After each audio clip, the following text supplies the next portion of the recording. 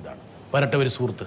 ഞാൻ റീമിയോട് എപ്പോൾ കാണുമ്പോഴും ചോദിക്കാൻ വിചാരിച്ചിട്ട് മറന്നു പോകുന്നൊരു കാര്യം, എനിക്ക് തോന്നുന്നൊരു 13 വർഷമായിട്ട് ഞാൻ റീമിയോട് ഇതുവരെ ചോദിക്കാത്തൊരു കാര്യം. ഇത് ചോദ്യം ഒന്നുമല്ല, ജസ്റ്റ് ഒരു കൺഫ്യൂഷനാണ്.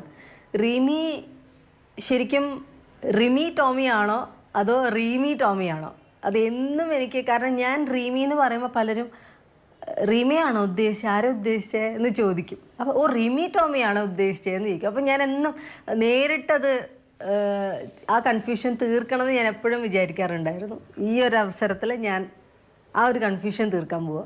ഞാനപ്പോൾ വെറുതെ പറഞ്ഞല്ലേ, പല ആൾക്കാർ റീമി എന്ന് വിളിക്കും, റിമി എന്ന് വിളിക്കും.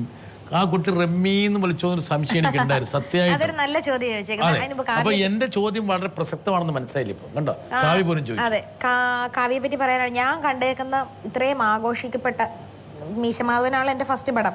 ഞാൻ പാടി ഗാനമേളയ്ക്കൊക്കെ തുടങ്ങുന്നതും ചന്ദ്രൻ ഉദിക്കുന്ന ദിക്കിലെ എന്നാണ്. അപ്പം ഞാൻ കണ്ടു തുടങ്ങിയത്തോളം മലയാള സിനിമയിൽ ഏറ്റവും തിളങ്ങി നിൽക്കുന്ന ഹീറോയിൻ അന്നും കാവ്യ മാധവനാണ്. അതുപോലെ തന്നെ നല്ല ഫ്രണ്ടാണ്.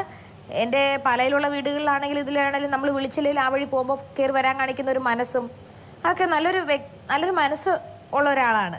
കാവ്യ ചോദിച്ചത് എൻ്റെ ശരിക്കുള്ള സ്കൂളിൽ തൊട്ടുള്ള പേര് റീമി ടോമി എന്നാ. ഓ റീമി ടോമി എന്നാണ്. പക്ഷേ മീശമാധവന്റെ CD-ലാ തോന്നുന്നു റിമി ടോമി എന്ന് കണ്ടു. പിന്നെ നിങ്ങൾക്കൊക്കെ വിളിക്കാനുള്ള എളുപ്പത്തിൽ എല്ലാവരും അങ്ങനെ ഷോർട്ട് ആക്കിയതാ.